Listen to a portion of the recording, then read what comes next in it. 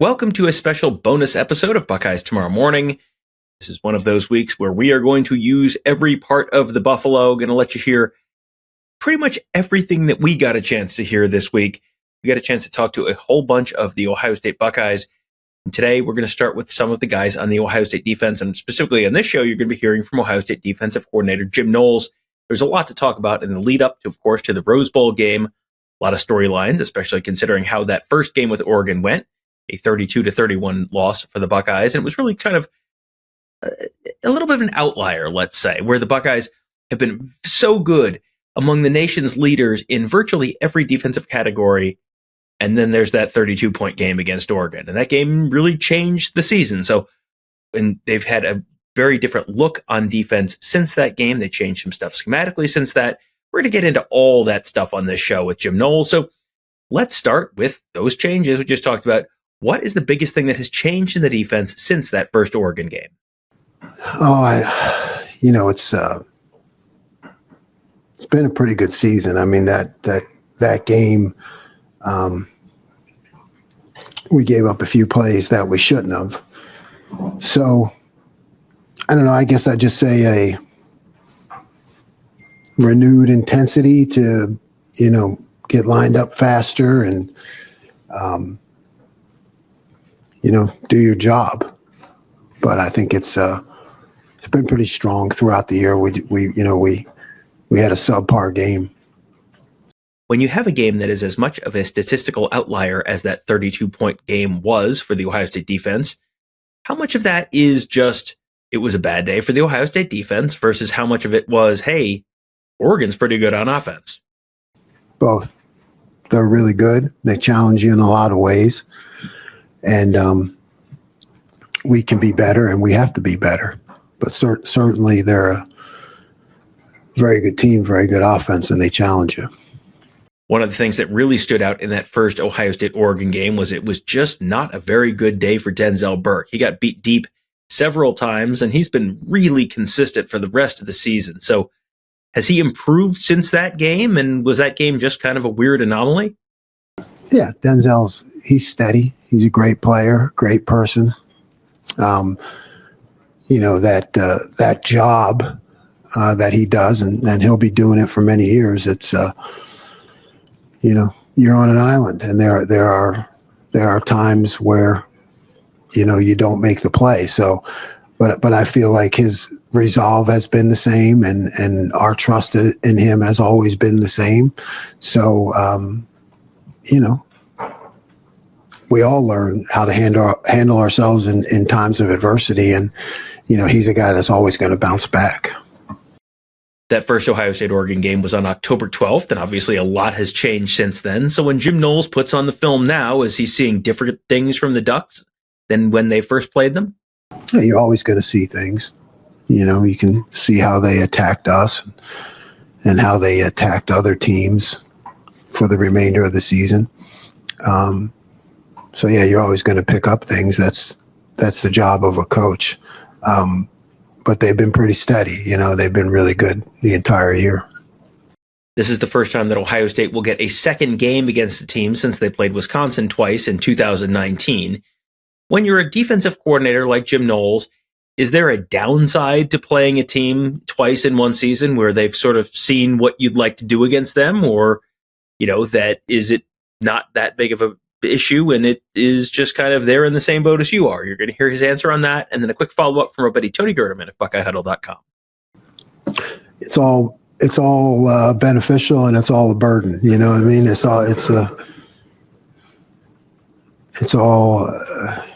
everything. That's just the life we live. Good luck in your chosen profession. You played with Kansas Baylor twice in 2021. What did you learn from that? That applies to anything here. Yeah, it's nothing that I recall exactly off the top of my head, but it's a constant learning process. I mean, if you're not learning as a coach or as a player, you're not growing. So it's just experience. When you look back at that Oregon game, that 32-point performance by the Buckeye defense, Obviously, that was an outlier, and they have also made some pretty big changes since that game to try and fix it. So how confident is Jim Knowles that he really has fixed the issues, given that they haven't really faced a team of Oregon's power since then to really stress test it like they will be at the Rose Bowl? I'm always confident that it's fixed, And then, of course, you always stay up at night concerned about other things, So it's a process. Obviously, we have to go out there and do it. It's every game day is a test. It's a test. Every game day is a test. So no matter what is done previously, you don't get any credit for that. You got to go out there and prove yourself. One of the young Buckeyes who is starting to make his mark very early in his career is defensive tackle Edrick Houston. He's taken on a bigger role in the last month or so. What does he have that has enabled him to take on that kind of a bigger role this early in his career? Yeah, he's got great strength and competitiveness. He's one of those guys who comes in early and things don't seem too big for him. A lot of guys need that transition time. He's a guy that, he'll make mistakes, but he'll learn from them, and he really lets it roll off his back. And that's what you need in order to play early at this level. You got to keep your fire, you got to keep your intensity, and you got to know you're going to make mistakes, and not let them get you down. I think that can hamper a lot of young guys early because you're going to make mistakes. But Edrick is a guy who's got a great personality and great energy, and he just keeps going. Jim Knowles talks a lot about confidence. So what gives him confidence in this defense? Yeah, there's an edge. There's veterans. I think that always gives you confidence when you have veterans. There's no panic. If we give up a play or something negative happens, there's no panic. Guys know how to fix things. There's a lot of communication back and forth. There's a lot of resolve to do whatever it takes to win the game. No matter what happens during that game, our guys don't flinch. Pretty much as soon as the first Ohio State-Oregon game ended, we were all kind of talking about, boy, that might not be the last time that we see these two teams play. And here we go. They're about to do it again. So is this a rematch that Jim Knowles has been hoping for? You always hope for a second shot when you don't do well. That's life. A lot of times you don't get them. So we have a chance to do better and be better. But in terms of the week-to-week process, I think, when you have a team that's together with veteran leadership, the week-to-week process stays the same. No matter who we're playing, the point has always been for us to be at our best, to get better from the week before, get better from earlier in the season, and keep improving. Jack Sawyer and JT Tuimoloau have both had great careers at Ohio State, but I couldn't really think of a time, and the person who was asking this question couldn't either, of a time that those two guys both had such a dominating performance at the same time against such a good opponent as against Tennessee on Saturday night in the Horseshoe. So has Jim Knowles seen a game where Jack and JT both were at such a high level at the same time? Yeah, in my mind, they're both great players and great young men. You couldn't find better guys. So I probably don't see it kind of the way that you guys do, because I'm seeing every play and every block and run game and everything that goes into it. I know you guys or the fans tend to just see the highlights, but they've been consistent throughout my tenure here. There's been a lot of talk about how the Ohio State defense kind of got rebuilt from the ground up and how they really stripped it down to the studs and looked at everything before they sort of started to put the pieces and parts together to build the sort of updated Ohio State defense for the back half of the season. How hard is it to do that kind of strip it down to the studs kind of look in the middle of the season? Yeah, it wasn't hard at all. I think if if you're going to survive in this profession and grow, not just survive, but grow and get better, you always have to look at yourself. You have to, see things that happen on the field and go back to, how did I coach that? How did I prepare for that? You have to take responsibility. So, probably when I was younger, that was hard, because you take it personally. I think now, my job is to not be emotional about it. My job is to fix it. That's my job. So, you got to evaluate it, and you can't blame the players. I think that's the biggest thing, you have to go back to how you're coaching and your process. So, in terms of the changes,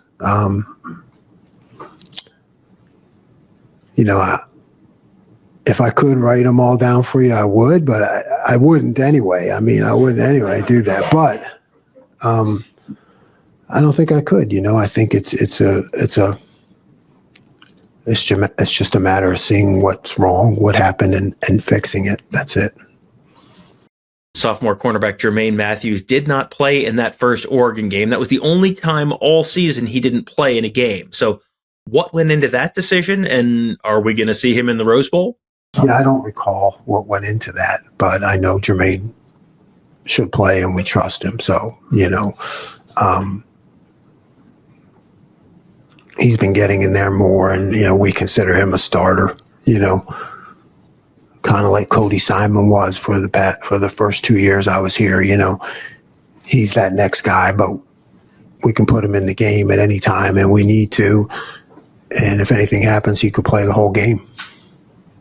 The Oregon offense presents a lot of different challenges, starting with quarterback Dillon Gabriel. He, of course, is a fantastic passer, holds all sorts of NCAA career records, but he's also just really elusive, avoids sacks, extends plays. What kind of a challenge does that present for a defense?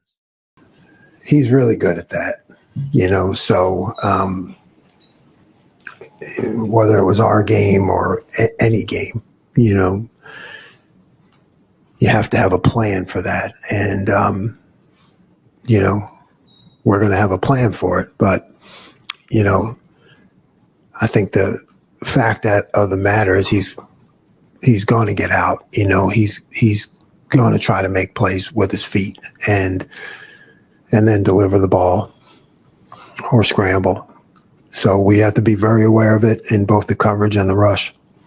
JT Tuimoloau is wrapping up his fourth season as a Buckeye, his final season as a Buckeye. He came back for one more year and has put together the best season of his career. What makes him one of the anchors on the Ohio State defensive line? You couldn't ask for a better player in terms of the combination of skills that he has, both in the run game, the pass game, and in making outstanding plays. So he does it all, and he does it with a very consistent demeanor and leadership skills, and everybody looks up to him, including me. He's just an all-around great player and a great person.